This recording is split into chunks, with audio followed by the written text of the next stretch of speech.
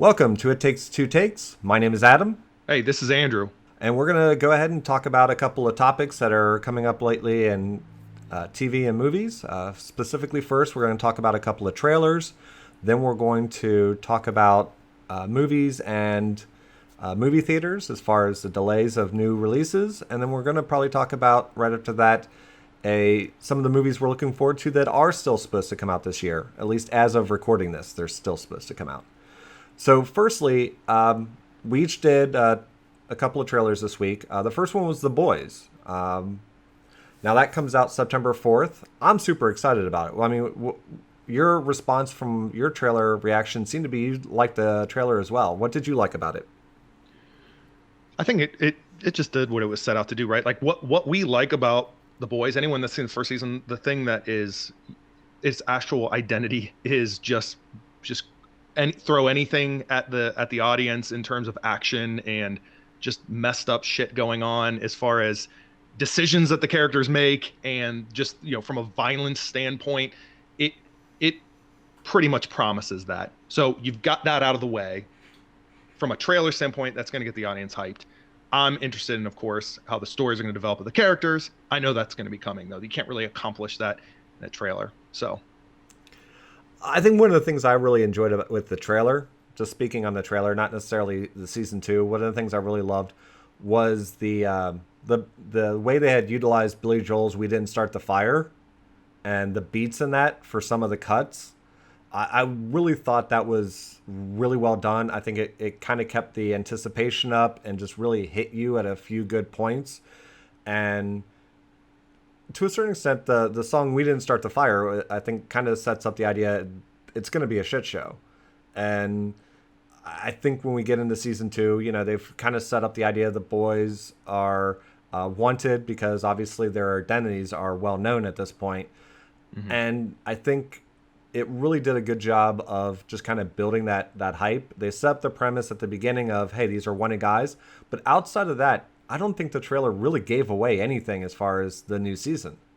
No, it didn't. And that's the thing. Like when I think about season two of The Boys, I'm thinking of the continuation of how the first season ended.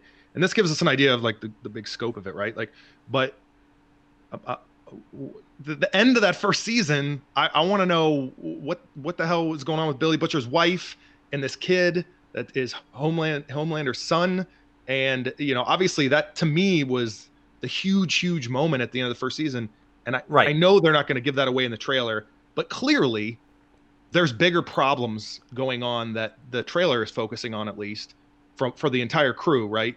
Uh, but again, it goes back to like I feel like there were huge implications for characters that cliffhanger set, and that it implies to me that yes, it will get addressed, but this is the more this is the true like climax that we got to deal with again what the trailer's suggesting.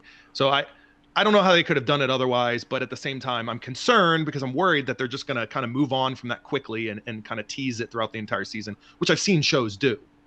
Well, and what I think is interesting is, they released the first few minutes of the new season and it doesn't address where season one left off, right? So we Hmm. got in season one, we got two different stories about Homelander and Billy's wife, right? Right. Um, First, we're led to believe she was, sexually assaulted, but at the same time, we've got Homelander saying it was all consensual, and now we see that she's alive, and we don't know still which side of that story is actually true. Did Homelander assault her, or did she give herself willingly? Um, Obviously, the reason she went into hiding was because of this rapidly growing child that she gave birth to, and has grown up in very short amount of time. So we know why she's in hiding. The other thing we don't know is why did Homelander let him get away from that situation? I get that he wanted to rub his nose in his face, like, "Hey, your wife I is still alive," Yeah. but after that, he kind of wanted to take Billy down. So I'm He curious how he, Carl he Urban's character did. gets away. He did want to take him down, but Homelander is uh probably one of the most like I don't know, just like it's like what you see is what you get, but also he's complex in the sense that as you learn more about his past and his upbringing, how that all comes into play. I There's two reasons on the surface. There's two reasons why Homelander would let Billy live, assuming he just let him live long enough to toy with him, and then he lost control of the situation. One, like you said, I think is the kind of petty side of him, the jealousy, the just the completely uncontrolled rage that he can have, that he's been just holding in for so long, and it just comes out when you really can't take it anymore. I feel like there's that element. It's kind of petty, right? But then there's also, I feel like, the element of there's something to Billy, whether it's a connection to him or Billy himself, that Homer is also the type that if you're going to be able to serve a purpose for him, he'll keep you around as long as that's the case. So I have a feeling he's going to need him, or they're going to need each other for whatever reason. And maybe I think something's going to happen. I think something's going to happen that's going to make it hard for him to do it. Like maybe he just doesn't want to do that, kill Billy right in front of his son. Something else happens, but I do think the situation will probably go out of his control and Billy's going to get away. Because I don't think, though Homelander's attitude is, I'll let you live as long as you've got usefulness to me, at the same time, he knows Billy wants to kill him, as well as that whole crew. And Homelander has to fear him for that to be an issue, though, I feel like. But to a certain extent, he was starting to fear this group a little bit because they were smart enough to kill someone like Translucent, which they didn't think should have been possible, but they did. And everything else that the boys managed to accomplish in season 1, I think builds up a little bit, at least for Homelander. He actually saw them as a threat, like a threat to the Seven. And he said it. He said it in season 1, like a threat to the Seven is a threat to him. Mm-hmm. And so, and as much as he dispatched Elizabeth Shue's character, I feel like there's got to be something else that happens in that situation that just gives Billy the opportunity to get away or calls Homelander away. Like he's having all this fun, but something major happens and he gets called away and he has to leave. And that gives Billy a chance to get away because he doesn't want to kill him in front of his son, but at the same time, he can't stay. So he ends up, in order to not look like the bad guy in front of his new son, he decides to not off him right there, figuring maybe I can get him later. But it's not like he brought Billy in front of his son. He wouldn't have brought him in front of his son. If his goal was to kill him, he would have taken him somewhere else and just done it. It would have been over, right? It was to rub it in his face first. I think that to a certain extent, hey, your wife, the thing that you're blaming me for, your wife's death, guess what? She's still alive. You've been lied to just like I was. So who knows? We'll have to see. It'll be interesting to see what they do with the new season. And I will say from the trailer, at least, they still look like they're giving Carl Urban's character like all the best lines. Either that, or the world needs to.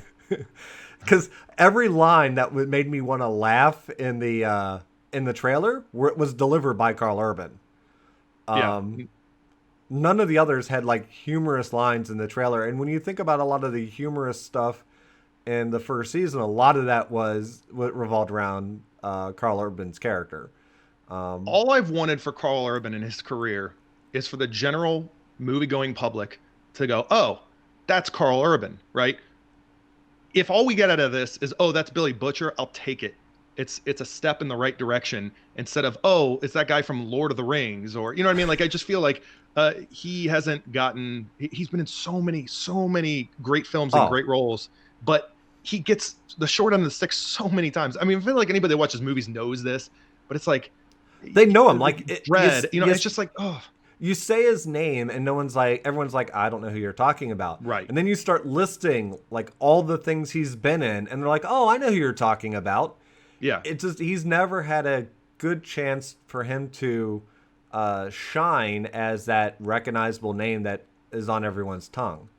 I feel like if The Boys is going to blow up, it's now. Like that goes for anything coming out on streaming platforms, anything that's been produced, packaged, ready to go. Who knows how much we've got in terms of what's in the queue, what's out there. I mean, we have, obviously fans have some idea, but like, I don't even know what any of this means over the next year or two in terms of every, production studios being halted and things like that. So my point being, I think if there's any time for The Boys That Big, this is it.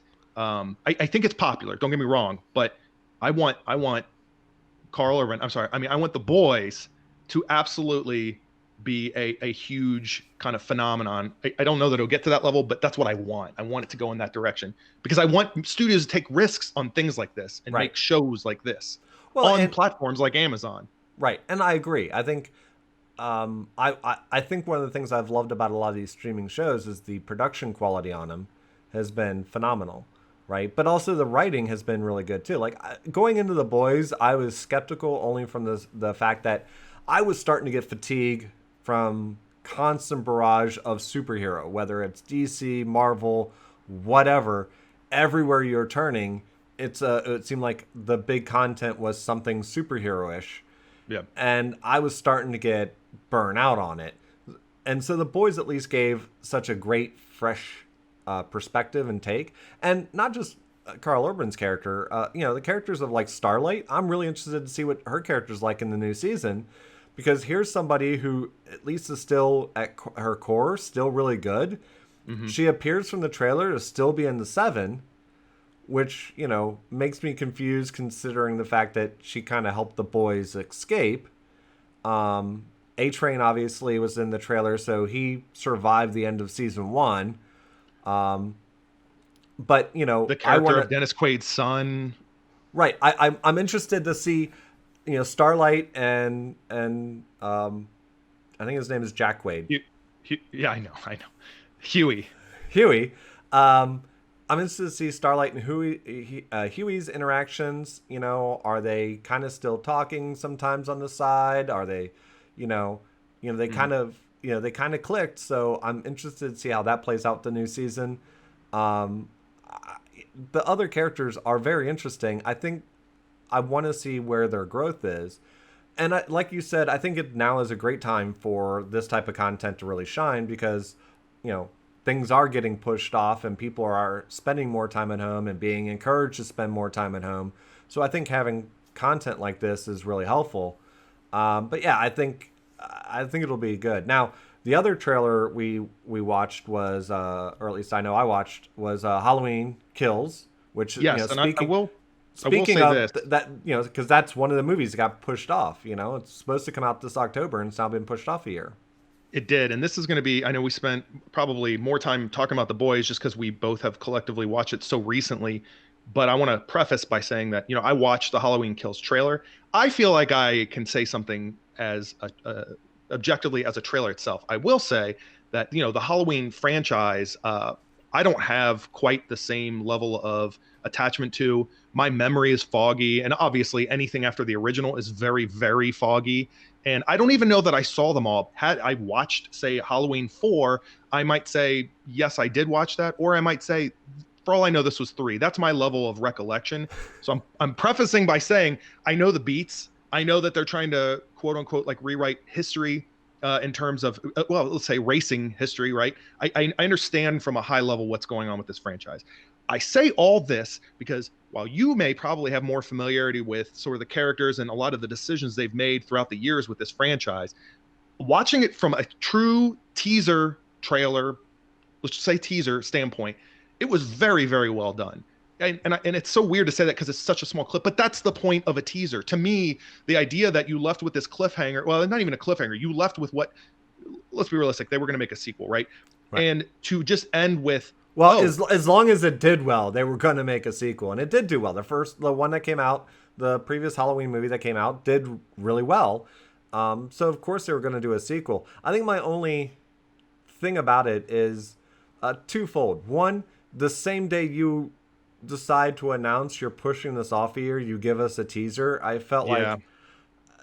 But fans knew they were working on it. Back in even March, I remember them saying like, "Oh, we're still tweaking this teaser and so on and so forth." So people knew it was coming. So I don't know. I get your point, but is it a double whammy to say we're going to push this back? And I know we kept talking about on social media that this teaser was being worked on, but now you don't get that either. And I think the other thing I didn't like about the teaser was I understood they were going to give some sort of justification on how he survived.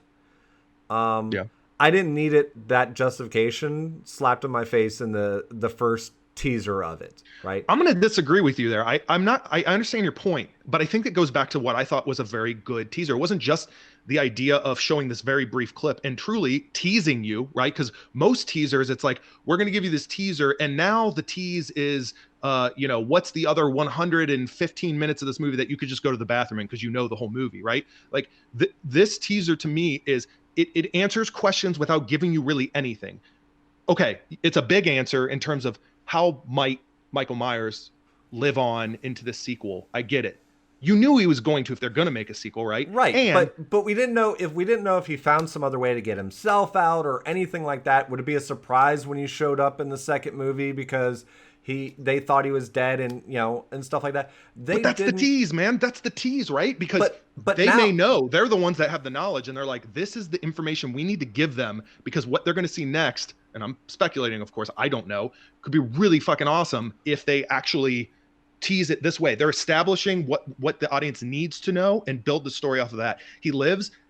By the way, I thought it was kind of interesting that there's you've got medical personnel, you've got ambulances coming, like actual people coming to save him as they would in the real world, right? Right. If calls were made, and you get like just a snippet of Jamie Lee Curtis screaming and at the top of her lungs, and it just feels like really well, obviously she's awesome. Jamie Lee Curtis was great in the trailer, don't get me wrong. My problem is I feel like that was if you're going to release a teaser, that's not the part I would do now. Like, I would have teased that. If I was going to release that little bit of a teaser, I would have done that when you really start promoting it next year, since you've pushed it off a year, right? Well, and you have, I mean, obviously it's a seasonal thing, of course. I mean, they probably could release it and aim for whatever, but if they were going to tease it this year, and like you said, it's a seasonal thing, then in October, fine, put out a teaser. But you've put out a teaser the same day you're pushing it back, and it's a teaser that I think would have had a greater impact being released next year as opposed to right now. Okay, well, timing's one thing, but in terms of the teaser itself and your point, I will ask you this question, and let me tell me if this reframes your whole thought on this, for better or worse. Okay. That teaser, let's call it a clip. That I agree or disagree, that also could have been the equivalent of a post-credit scene. Imagine if they just thrown that at the end of the credits. Right. How much does that change things, for better or worse? And does the teaser do the same amount of damage or less? Well, I think if you throw it in as a post-credits, it sets up the idea that there's going to be a sequel and he lives. When you've already announced that there's a sequel and it's going to be made, at that point, you've already done that. So you've already said he's going to live because we're going to have a sequel. Yeah. So I don't think it has a different impact by doing it now as opposed to if you had tapped it on at the end of the previous movie. Now, I'm perfectly okay with the fact that they did with the last movie they did, them rewriting all the other movies outside of the original movie. Because I don't know what else you could have done. Well, that and they had taken some deviations that I was not, I didn't think were all that great to begin with, and it kind of to a certain extent, they were fun movies. I mean, absolutely, if you like 80s horror movies like Friday the 13th, Nightmare on Elm Street, Halloween, right, they were still fun movies to watch. But if you really wanted to do a new jump into this franchise, you already had Rob Zombie try to start over. Some people liked him, some people didn't. So I think if you're going to jump back into this, they had killed off Jamie Lee Curtis in the previous movies. Mm-hmm. So if you wanted to have her back, you had to say some set of those movies never happened. And I think the other thing I think that was kind of smart was they introduced in the other sequels that Michael Myers was Jamie Lee Curtis's brother. And I feel like that was unnecessary. When you watch the original Halloween movie, that wasn't part of that mythos at all. And to a certain extent, I think with doing this and kind of having that rewritten and not saying that they're siblings or anything like that, you still have his motivation of wanting to kill her because she was the one who got away. Mm-hmm. And she's still getting away. And so for him, And she spent her whole life preparing for him right, to return. It's messed her up that much.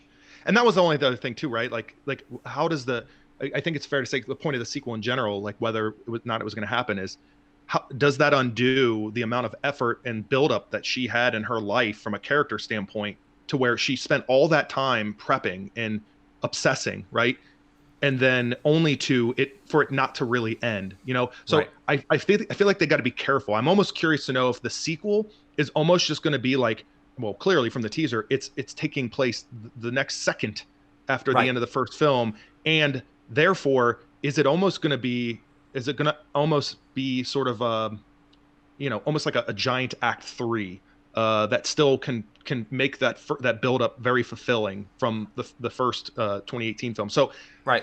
I don't know. I mean, it's tricky. I'm sure they know that. It just depends. They could really ruin they could really ruin it from a sequel standpoint, as many studios have done. But Well, we've definitely hit these 2 trailers, I think, pretty yeah, good. So yeah, now we've got this movie being pushed off. We've got a lot hmm of other movies that continue to be pushed off. Tenet got pushed off from this month. Mulan got pushed off from this month. Now both of them just got pushed off to August.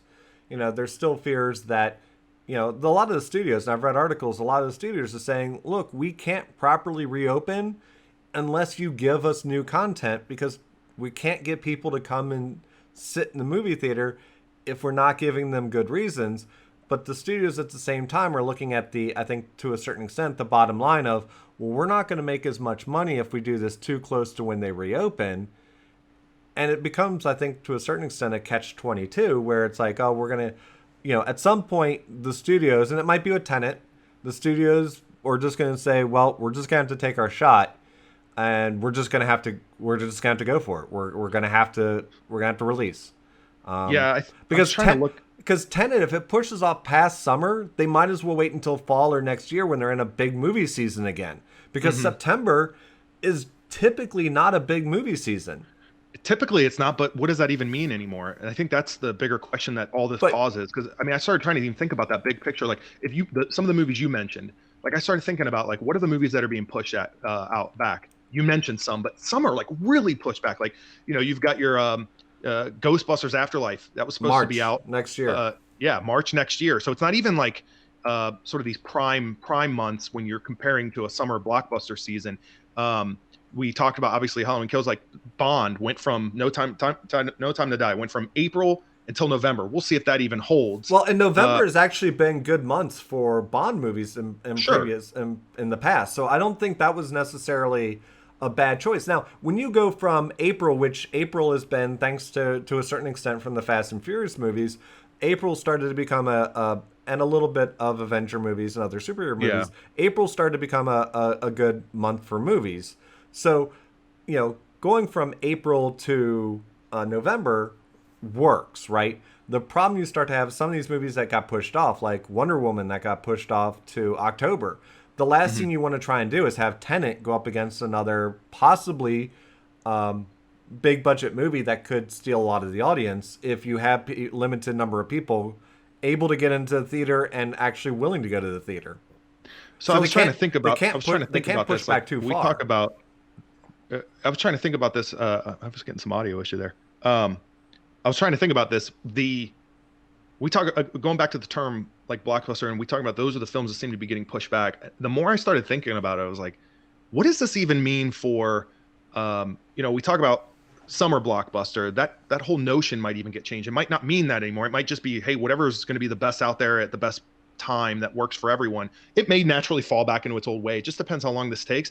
But then I even started thinking, like, what if like indie production companies start to see an uptick from all of this? Because now they've kind of got this area where they can have smaller theater presence, and if anything, the actual quantity of theaters is a big deal to them. Instead of just having to go to LA or New York to see something in limited release, now all of a sudden they've got this share of smaller theaters that now, we don't have these large stadium type theaters as, regularly opened that aren't sending these blockbuster films in, and they're going to be sending them home to streaming too. Well, I think the big decision with I think Oscars agreed to start letting like the streaming stuff like Netflix They have into that, right? I think they did announce that they were going to start letting them into the award season. So Yeah. I think your indie films are much more likely to released in the theaters in your two, LA and New York, just to say they were in theaters. But I see them as trying to get them to more audiences, going straight to the streaming because the stigma of it is going away.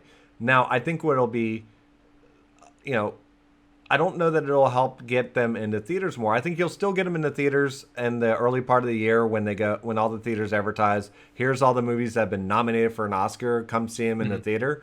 I don't know that it'll do a whole lot as far as getting more of those movies into more of the theaters. Because the other thing that happens is that a lot of those movies only get released limited in like December, just so they can be qualify for the Oscars. And then for general release, if they even get a general release, like Selma, that was limited release in December, but then came out for wide release in January. You know, and I've always felt that was kind of like a cheat. Like, oh, we released enough just to be part of the awards, but everybody else don't get to see it until next year. So, but I think, you know, leading this a little bit into the upcoming movies, I think you've got a lot of great upcoming movies that are still slated to come out this year that I think Tenet and Mulan can't continue to push back because they're going to get into a crowded field unless some of those other movies start moving as well. Especially if anyone has like Academy Award aspirations, and imagine like on the back end how many people are trying to meet that deadline. Now I could see the Academy Awards changing that for whatever reason, but yeah, I mean you're gonna have your. I don't think Mulan is gonna be an Academy Award, but at the same time, but at the same time, you don't want to get that into the family mix because you've got both Soul, which is the new animated film coming out, as well as what was the other one that was going to come out? Oh, I mean, you've got your other superhero movies coming out, so they They don't want. I don't think they want to start putting that too close to other family entertainment, right? You know, if your kids are already super hyped about, you know, we've got coming up, starting in October, we got Wonder Woman, Black Widow's November, but you got Bond, Soul, Free Guy, West Side Story, Coming to America, Dune, and Top Gun. You've got a full playing field. You've got a summer's worth of movies. November and December are booked, right? Yeah. October is about the only place where there's some headroom, but Wonder Woman comes out at the beginning of October. And if that does well, it could hurt anything coming out right after that for a couple of weeks. Now, next month we have Tenet, Mulan, and Bill and Ted 3, and I think even New Mutants is still August. September, I think you got The Kingsman. I mean, there's not a lot coming out. So August and September, you've got a little bit of play. And even to a certain extent, a little in October. You can't, at this point, jump into November or December at all. You might as well if you're going to push any more. And I think that's probably why, like, Ghostbusters pushed off of went all the way into March. Because they knew they were no way going to be able to play in the November and December area. I already feel like they could have, or late September. I think the tone of the movie, based on the trailer, was much more of a spring, summer type of look. So you don't want to throw that necessarily in the middle of winter in a lot of instances. So I think, and next year's already got a bunch of big blockbusters coming out. So I think going for March was probably a safer, better bet. But I don't know. What are of the movies that are coming out still the rest of this year? What are you excited about? What are you excited about the most? The most? I mean, definitely Bond. I love. I've been really enjoying this Daniel Craig era, and it sounds like this will be it for that. So from a pure like movie theater experience, like I want that movie. As far as what's still available, I am interested in Wonder Woman. As far as what superhero movies are even coming out this year, that's going to be probably atop that list. Beyond that, I would say kind of honorable mention. And honestly, there are some of these I feel like I would prefer. Like I selfishly would prefer it would come out streaming. In other words, like I'm not going to go to a movie theater and risk situation for Bill and Ted 3. I want to watch it. I feel like that's prime for streaming. I think part of that, I think the reason I want to do that is also just to help support the movie theaters again. It's like, For But August, I think part of the reason I'm going to go to most movies in August is going to be you've opened back up the theaters, and I want to show support. So hopefully you can show the studios, hey, don't keep pushing things back.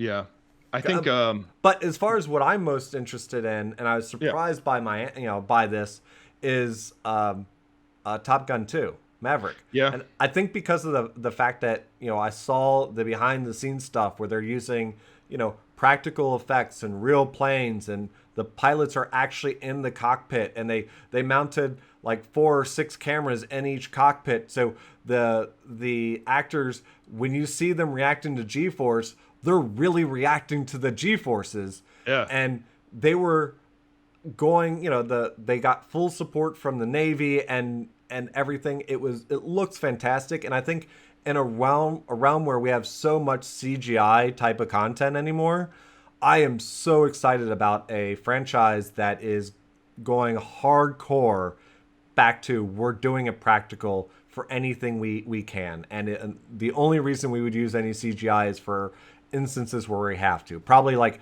planes exploding or something like that, maybe, but for the most part, they're going to keep it as practical as absolutely possible. And I think I'm kind of excited for that. The cast doesn't look bad. The trailer they put out was tone-wise was really good. So I think that was one of the ones I was super looking forward to this summer, and I got bummed a little bit that it was being pushed back. Glad it wasn't pushed back a whole year. But I think that one is of the big tent ones. And I'm surprised it's a sequel that I'm really super interested in. But Yeah, Top Gun sequel of all things. I think the sound it's definitely going to be one of those top movies in my opinion that you need to see in theaters this year, because I think not just from the practical standpoint, but what they're going to capture, I think from everything they get from the sounds and just from what you saw in the actual trailer, like this, you have to have this blasting all over you. But yeah, December 23rd, I think at the moment is when that's supposed to come out. So everyone's looking forward to the latest Christmas film, Top Gun Maverick. Yeah, we don't really have any like there's going to be one shot of a Christmas tree framed in the background at someone's house, and people are going to debate whether or not now that is a Christmas film. We're not even getting into Die Hard comments. I know. That's a whole nother video right there, because I'll debate that one for until I'm blue in the face. Yeah. But unless Coming to America happens in wintertime around Christmas season, we really don't have any holiday-themed movies coming out this fall. Unless Soul, that animated film, has got some sort of Christmas theme-ish thing to it, which I don't think it does. There's really not. And not in theaters. I wouldn't be surprised if there's some streaming releases. There were some decent ones over the past couple of years. So, and I haven't seen any trailers for it yet, but I'm wondering about, I saw it on the list of things that were still supposed to come out this year. This remake of West Side Story. Mm-hmm. It's one of those classics. Is it Spielberg involved in that? I think so. At least his production company. I don't know that he's directing it, but he might be producing it and kind of behind it. But yeah, I was really surprised by that. Of the movies that are coming out, like, I'm surprised that New Mutants and Free Guy didn't just turn into like streaming options, right? Yeah, I mean, there's some of them I don't understand why. Like, well, New Mutants, we've been the idea that it was even going to come out, that should have come out like 3 years ago, right? At this point, it's kind of like, what are you doing? Now my curiosity to see it is like, how bad is this movie that you've been pushing this thing off and doing reshoots and recuts, and for 3 years you've been pushing this thing off, and now you're finally going to put it out. My curiosity on that is not so much of how good is the movie, it's how bad is the movie. My curiosity is on the documentary that will inevitably come out on the making of the movie, and its delays like 10 years from now. Right. Which means I'll have to watch the movie. Yeah. Well, you still have to watch Suicide Squad at some point, though, too. So. Yeah, I know. I thought about that immediately when you started talking about But I'm interested in Bill and Ted 3. I'm worried about whether or not it's a good movie, because going back to comedies that were from a long time ago has not been working out very well for Hollywood. And so I am worried about, and I'm worried about Keanu Reeves he spent so many years now getting away from that character that I'm worried about his ability to jump back in that character. Like, Alex Winter has mainly done things, I think, behind the camera since Bill and Ted. So I don't know how that'll be as hard for him to jump back into Bill. And from the trailer, it looks like he jumps back into it really well. I'm worried about whether or not Keanu can get back into the Ted character. I think he's shown he's got a good sense of humor, though. I mean, like he's even, he's made appearances, he's Oh, done, he's random things that have gone viral, and I just yeah. feel like I He's don't been think he on would do it if streak. he didn't think it would work. He's been on streak, but this has been him and Alex Winter's like passion project that they've been trying to get off the ground for several years now. And I worry though about, it's not so much the story, because I know it's a Bill and Ted's movie. You can't really read too much into the story, but that kind of like surfer kind of airhead attitude that he was so good at in his early part of his career, whether we're talking about Bill and Ted's, Parenthood, even a little bit still in Point Break and Speed. Yep. That kind of surfer type of attitude, he dropped. He has successfully at this point gotten out of his system. And I worry though about him trying to, whether or not he's able to pick that back up, or will that be more of a caricature of him trying to do it? And I part of it's, I'm still getting used to him not having the beard. He's had the beard now for several years, and every time I've seen him, whether it be a John Wick movie or something else, he's had the beard. And now also he looks really weird without the beard. I almost wish he had kept the beard, because I think they could have played that into the Ted character. For sure. At the same time, I'm also worried, since they're going to introduce their daughters. I'm worried that it's going to turn into too much about the daughters, So I know they're supposed to do some sort of tribute to George Carlin character's Rufus. So that'll be nice. But yeah, I'm really interested to see what they do with it. So I will probably see that in the theater. I don't know that I'll go see Mulan in the theater, unless it's, like I said before, to support the movie theaters, because I traditionally have not gone to the theater to see these live action Disney movies, these live action adaptations. So I don't know that I'm going to go to the theater for Mulan.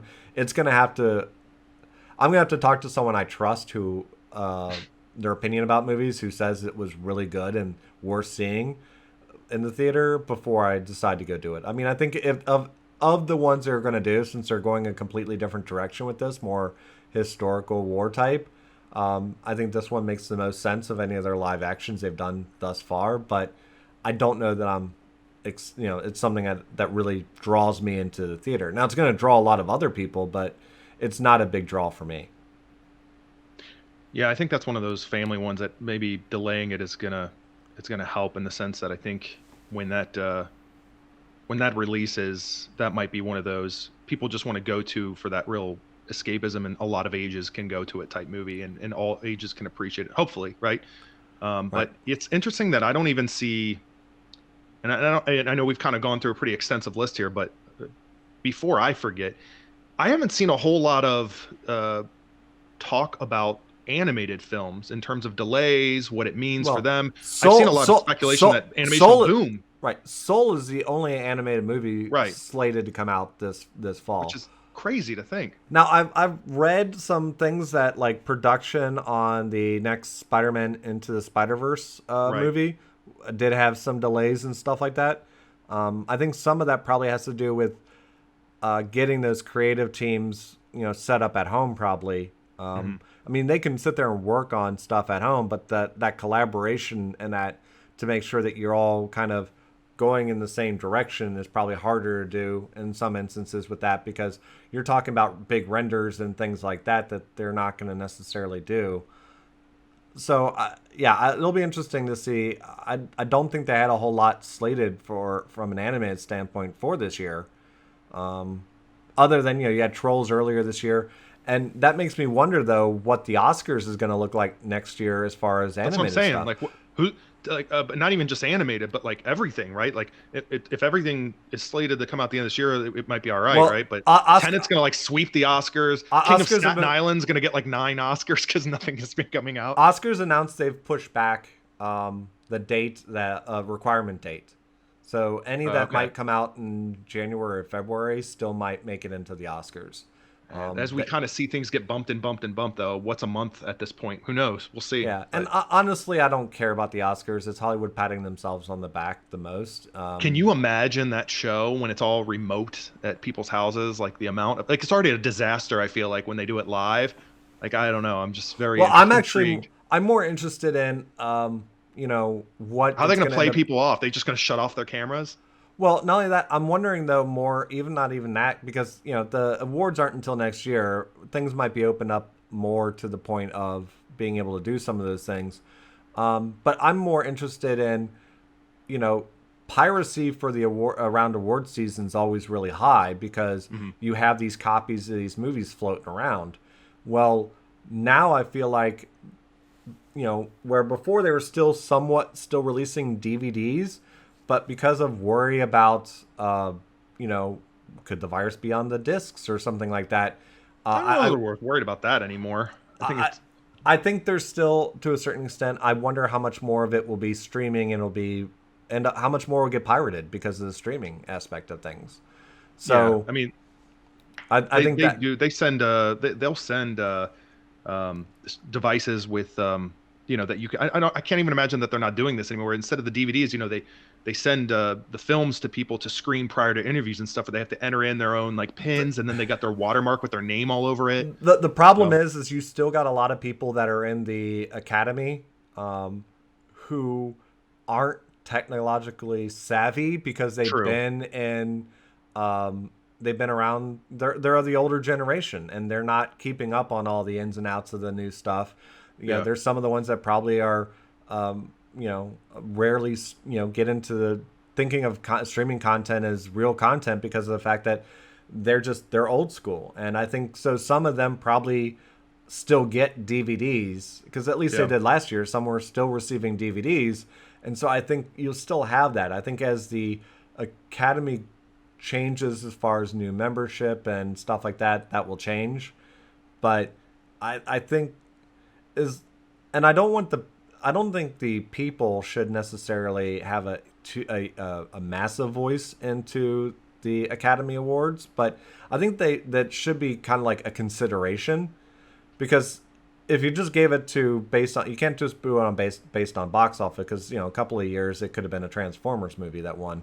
But I think to a certain extent when you pick, I mean, all the movies that are up for Best Picture most, and which has been going on for most of the recent years, are movies that the majority of the public haven't seen. It's hard to get the public to give a damn about the Oscars.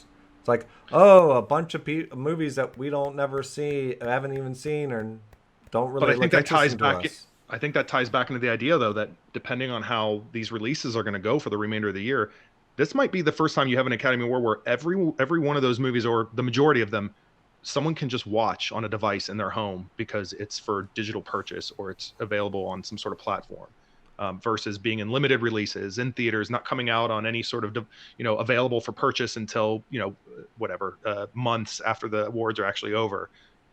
It's possible that you might actually have more exposure for these films leading up to the Academy Awards, and maybe what you're asking for might get asked for from more people that will start to care about that if they start watching these films. I don't know. Yeah, I think we'll have to see. I think talking about Oscars, I think that's a whole nother topic that we Right. could definitely do when we get closer to that season.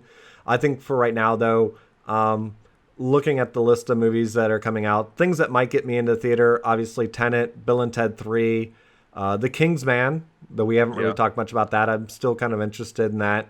Hmm. Um, Reluctantly, maybe Wonder Woman. I've not been traditionally overly thrilled with DC's work, but we'll have to see. I need another trailer on that to get me hyped for that because my hype on that is definitely low. Um, Hmm. Same with Black Widow. Black Widow, my hype right now is still kind of low on that. I mean, it's the first, Yeah. it'll be a year and a half since the last Marvel MCU movie. So, and it's a movie that is kind of pre Endgame and all that because Black Widow. Right. The Bond movie, yeah, I could see myself seeing that. I'm a fan of Bond movies. Free Guy, I thought the trailer for that and the premise of that looked really interesting. I need a trailer for Coming to America before I say I'm going to go to the theater to see that. I need to know that it's going to be rated You R. you need a trailer to come out that is it's not gonna like the trailer will probably immediately tell you if you don't want to see it. Is probably what you're saying then, right? Like It's possible. Like, how yeah, does this really capture what I'm interested in or not? yeah, Because I thought it didn't need a sequel to begin with. And Dune, we haven't even seen a trailer for Dune. right. I feel like that might get pushed back, at this point, because of all these other movies coming out. But we haven't seen a trailer for Dune, and as big of a special effect movie as that is, you'd think we'd already start getting trailers for that. Yeah. But of course, the theaters haven't been open, but you still think they'd be releasing online some sort of tease for them. And of course, like I said, Maverick, I'm definitely interested in. But yeah, those are the ones I'm most excited for, and it's going to be interesting. All the ones that got pushed off to next year, how much the next year's landscape changes, because obviously a lot of productions had to be shut down. So Yeah. are we gonna how much gaps are we gonna get next year in movies as well, right? Right. You're already seeing everything's just getting pushed back, the domino effect. Like the Batman got pushed back a few months, this early on, they knew that and things like that. So, I don't know. Yeah, they're It'll be still interesting saying to the see. next Jurassic Park movie is going to be in June and stuff like that. So some of them are going to try and stick to it, but does that mean they're going to rush it? So I don't know if rushing it or delaying it will help with this Jurassic Park franchise. no, they're trying to get people hyped because more of the original cast is supposed to be in it. But unless you actually get Spielberg to write and direct it, I don't know that you're going to save this franchise at this point. Right. From my opinion, at least. All right. Well, I think we've hit these topics pretty good, so I think we can probably wrap it up here for today. Any final thoughts on any of these topics? Just that I'm sure your video right now compared to my video makes me look like I'm a field reporter in comparison, like I'm talking to you from a well. But aside from that, no, that's my final thought. All right. My final thought is I need new content. That's for sure. Give me some new trailers. Give me some new movies. I need some new content. Some of the streaming stuff I'm going to check out, I think, here maybe tomorrow or something. I'm going to check out that new, a couple of new movies that just got released, like Greyhound and what was that other movie that the Charlize Theron, Old Guard? The Old Guard. Yeah. I want to watch that. And So that's probably gonna feel like a summer movie, I feel like. Yeah, so I'm probably going to watch both of those maybe tomorrow evening or something like that to kind of check both of them out. So next week there might be a review or at least some thoughts on it that get posted on YouTube. And if to see how it you're goes. looking to scratch the itch between now and The Boys, Adam, I'd recommend watching first season of Umbrella Academy. I did. I've been I watched considering it. the season 2 trailer. I actually just reacted to it. I'll put it up on our channel. Yeah, I'm considering it. Yeah. My thing is I've still got like a new anime season has started also, so I'm watching some new anime shows and so yeah, it's fitting in that content while at the same time to edit this content. So it might be I might have to do some recording while I watch some of these things. It's about the best I can do. Some reaction to and then edit that down. But yeah, we'll have to see. There's a lot of content I need to watch, and we've got a lot that's still going to be coming out. All right, well, that's, I think, it for today. And for those who are still watching, if anyone is still watching at the end of this video, I thank you for tuning in. And we'll get more content soon. Or we may potentially break this into clips, in which case, thanks for watching. After every clip, I'll do like 5 different thank yous.